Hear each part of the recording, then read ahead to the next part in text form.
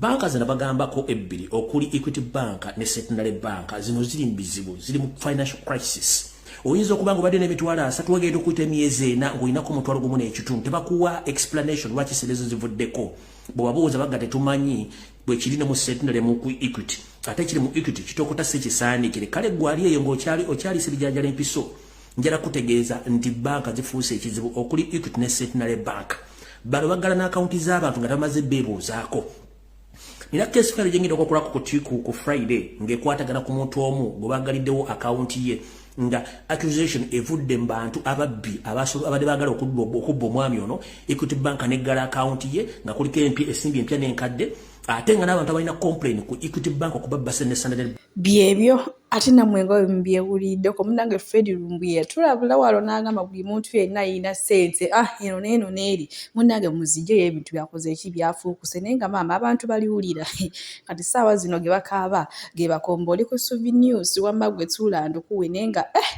Mukama Katonda katongera okusaba ate guno omuyaga ogwazze bannange ate gusobola okuba nga gugenda kuba kati omuntu akaze tabagenda katereka luddawa bannange buli munne ekintu sente si ekintu ky'ogamba nti kankitereke bannange kati olwo tugenda kukola tutya ye banaye bakadama Mukama Katonda byebyo naye nga Fred Lumbuye yatulabula ffe katweyongereyo ne Dr. Kuluthum n'Acram bannange.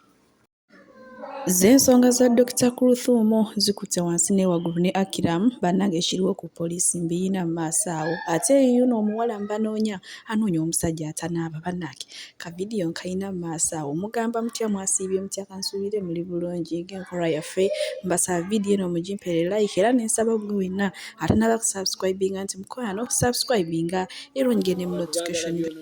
ebaagala byonoonese mwongere kutusabira bannange mujjewo emitima emibi muteeke tunyumirwe ebintu bino tumwe emityangamba kyenzikiriza kiba kiri between ye ne Katonda we nenze mbasuubira okubanga kyangamba kyekituufu kyembasuuka twakyobonnimba mankukoze ekyo byebyo yoyo munange n'omukyalo omuwulire Dr. Kuluthum bannange ye ayongedde okutulaga nti yajja kufumba mu bulungi naye mu bubi munange atugambye ye Acram kyonna kyamugamba kyagenda okukwata kati munnaye bamikwano mu mwenna abali eyo abaproloka omugambo munange Dr. Kuluthum omusajja mukyawe akuswaza atya mukwano yatugambye ye ebikubiiso kwafiira ate bwenkuzaako eno ku baana balenzi bannaye ennaku zino abaana nga bambala bannange ennaku zino abaana nga bambala ebikumba baana bawala ne baana balenzi oba nze atategeera bulungi byakwambala bannange osobola okumpa endowooza yaawo mu comment section mbadde mpitabitangasibwa kuono mwana mulenzi y'omutima gwakalubidde ddala ate era ennyambala oba ye bannange nze musobola okumbuulira kuba sibitegeera abaana omulembe guno beekoledde ddala ebintu ebyo bawulira ebibasanyula bannange ate bwe nkuzaako eno okubaagalana ewannakitto kwotadde n'ebindeeba munnange tumanyi bulungi nnyo tebali mu Uganda abali eyo California era nga gye bakuliza amazaalibwa ga bindeeba naye maama bannaye nga beeraza omukwano bannange kye bateekoze nga kyekitali era rape n'agenda bw'atyo ku mukutu gwe guli ogwa Facebook n'agamba bannaye cocktail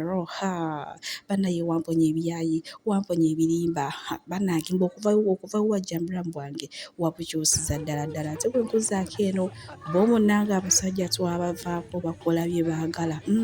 bakola bye baagala olwo omusajja mukulu amazaakabanga ng'asanyusa abaana ba TikTok naddala baakadama munange ateekako live azina amazina okufa obufittakowa bannange oba ayina omukyala oba ayina abaana teberezaamu abaana oba omukyala nga balaba omusajja yeekola bino ebintu ku TikTok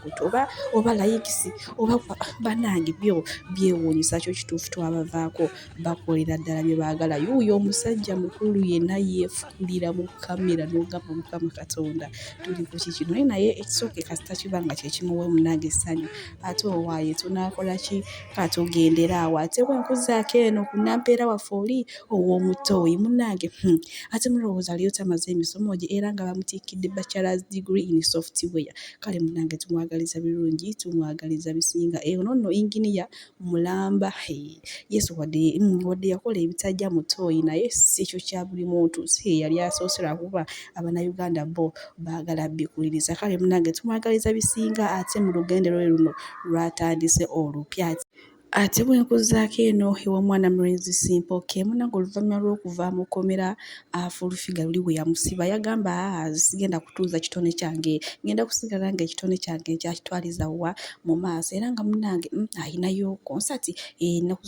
omwezi ogwa Desemba era ng'egenda kubeerawo Kirimya mu Kyamukazi Bakali munnaye n'abayita bambi mutima omulungi mugenda ate mumuwagire era abanyumiza emboozi y'ekkomera yonna Full-Figure luli lwe yamusiba era nga Tebe egenda kubeera ya mitwalo 5 VIP mitwalo 2 ne ordinary omutwalo gumu kale bambi nno tugende tumuwagire era tunyumize emboozi y'omu kkomera ate ye mwana muwala kafuta mulowooza emboozi za kuluthum ne Acram tabyeyingizizaamu oba abana ennaku zino baagala ki jjukira mwana muwala Pretty Nicole gy'abeera ewa Dr. Kuluthum naye maama omwana atemye obugambo mbwereere era banaaki mwana mu mwasibye mutya mwasuze mutya mbadde mpita iteeyo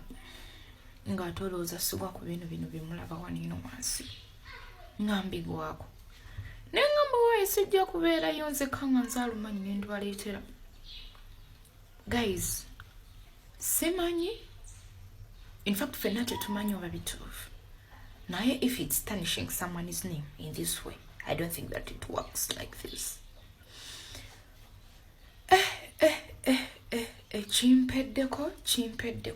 chimpeddeko bwe biba bambi nga si bituufu nga it's only tarnishing someone's name tusiimye naye waaye era bwe oliba nga bituufu era sissaayo kyange njagadde kujja kulubawa mbadde mpita ayite eyo nalulabya nno ndanda I try to ignore n'endowooza maybe bino bya just ninza olaba ebintu biri serious ku Facebook ningamba lekooti nduleete ku TikTok anti gyentegeera mwe bannange it's only one slight mistake it changes the whole of your life man one slight mistake in 1 minute ekyusa obulamu bwonna of which tomanya kikutwalayo tokimanya naye let us pray byebyo naye mubyesomera bibyo namwe mbirabe mulowooza musogamba waki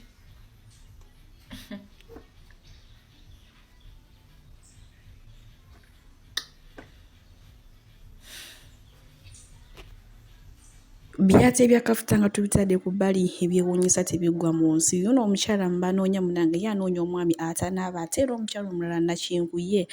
mu kwekwanira abasajja bannange abakyala ennaku zino ng'emitima ate nammwe gyakalubye ddala kambateereko bu vidiyo then tweyongereyo ate mu Equity Bank nabyo tubirabye ebifaayo batugamba mbumwe abakigambwe mukwana abaka abasajja bo tebabakwana omusajja bwe mba mwagala kulwa kisimukwana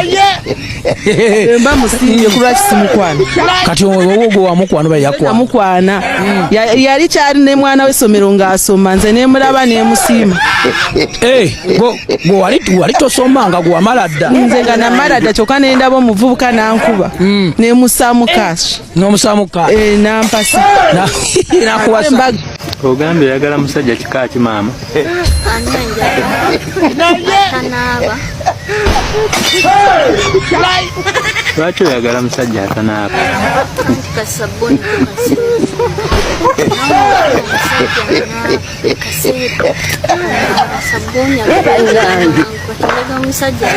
alina amatooke go mu lusuku Equity mbadde nkusaba obanga oyina access ku lusuku lwo yunjayo amatooke go nga bukyali wandyekanga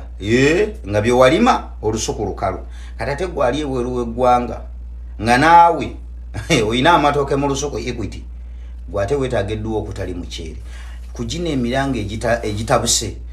ka video nsubiramu akalayo mwenna nga abasajja bagenda omusajja alajjanira mu banka eyo previously waliwo ka video ke nalaba ak'omukyala era naye abawudd sebukaba nga abantu bazze bakomplaininga mu July omwana yantuukirira nangamba munnange akasente kange Equity Bank nateeka mu pini okujja sente za school fees z'abaana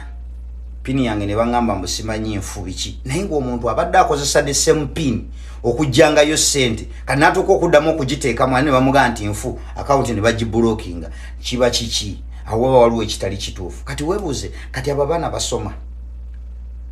basoma kasita olaba abantu nga batandise okuwoloma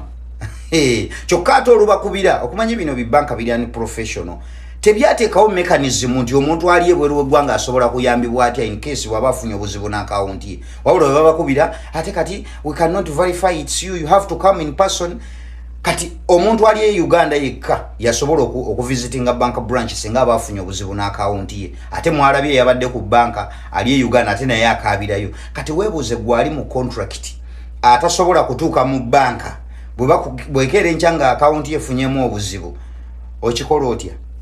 tebateekawo mechanism nti omuntu bw'ati asobola kuyambibwa in case tali mu ggwanga ate baba kwagala mbo visiting e bank branch osobola okuyambibwa olaba nti akasente ko boge nakusekamu kaseke bwe namaze okulaba video it drew my attention ningaka ngene checking ku mwana no mubuze oba akawunti yaterera tebereza kuva March mpaka nakati tayambibwanga wabula bwakuba essimu bamuga ate omwamuga aleta akawunti yo ate mpereza ATM card yo nemuga soko olinde ATM card wajiwayo nanganedde ekyayamba teyajiwayo naye omuntu yenna bw'omukubira n'akusaba omuweereza ekifaananyi kya ATM card ate kano kansoke nga bagambe totawaana bagenda kubba ssente zo kubanga someone can purchase something online ng'akozesa card yo kasitoba ng'omuweereza side ne side side eriko enamba ku ATM card yo oba credit card yo kuliko enamba then emabega naye waliyo obunamba omuntu asobola okupurchasinga ekintu online ne bw'aba talina pin code ya ATM card yo just kasita ayingizaamu zino card number nayingizaamu ne 3 digit codes obuli emabega eno asobola okugula ekintu kyonna online ne bw'aba talina card ne bw'aba talina pin code yo so omuntu yenna bw'akuteeka mu science nti ate soko sindike ATM card has nothing to do ku kyokutereza account obuba bubbi era namubuuza wagisindika naga oli bwe yansaba account atono ngansaba ATM card nembireka so yenna omuntu yenna ako mukategeere omuntu takusaba gundi simanyi ekifaananyi kya ATM oyinza okudigidira ku account yo yonna n'agikaliza nga purchasinze ebintu online akukategeerekese naye nga abalina akasente mu Equity ebintu bwe bitandika e Uganda kakana abantu nga bawomye kati bwe muwoma mugenda ku